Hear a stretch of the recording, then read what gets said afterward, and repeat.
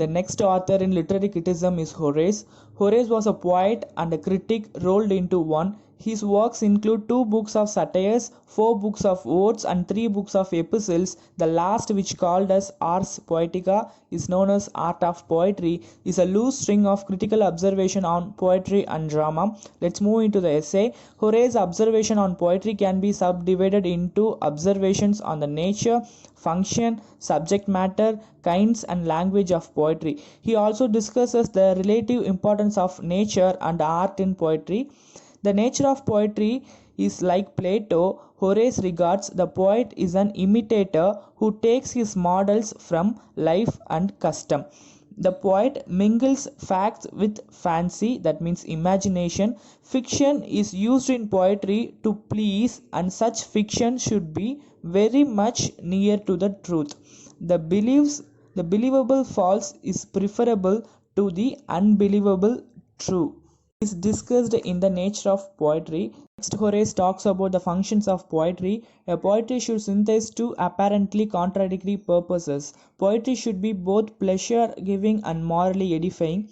The poet has a serious service to render to the society. He should teach men their duty to the family and the state, restrain them from the unlawful pursuits, help to build cities and propagate laws, enable them to face war with courage, and give them relief in the times of distress. These are the onerous responsibilities given for the author. At the same time, poetry is expected to provide entertainment to the reader. Thus, poetry should be both hedonic and utilitarian. This is a highly arduous task. It is like a comparing polar opposites. Next, Horace talks about the subject matter of poetry. Horace advises a poet to choose such subjects as he can cope with, not to bite what he cannot munch. The poet should choose a subject from familiar material or from life and customs and add it to order and connection. His treatment of subject should be uniform or wholesome. He should not introduce anything irrelevant to the matter in hand. What Horace insists on is more or less the Aristotelian unity of action. The Horace was prompted to speak in the favor of selective subject matter by the contemporary craze for writing. Then he talks about the kinds of poetry. Horace says that there are several kinds of poetry, each with their specific meter. The epic, which deals with the exploits of great kings and leaders, has a dactylic hexameter. The mournful elegy has the elegiac measure. Tragedy, comedy, and satirical verse, which deals with the familiar themes, have the iambic meter.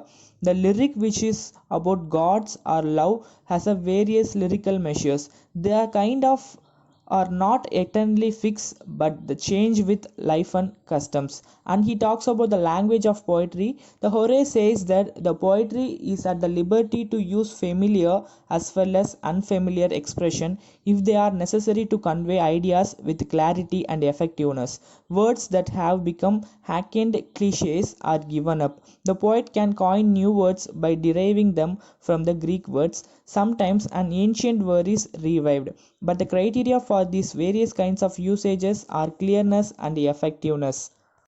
Then he talks about the relationship between nature and art. Horace makes some pertinent observation on the proportion of nature or genius and in art in mental makeup of the poet. Inborn gift is necessary for the poet. At the same time, the gift has been developed and disciplined through the application of art and rules. Neither is of the usage independently. Next, he talks about the satire. Satire is recognized by Horace as a legitimate branch of poetry. Lucilius is recognized by Horace as a satirist par excellence. A satirist should have a wit and the ability to please in the unexpected way and hit hard. The satire must be written in terse, polished style. A satirist should be slanderous or not to be abused. His aim should be to correct a sinner, not to punish him. Stylistically, the satirist must vary his tone as the maintenance of the same tone will bore the reader. Thank you.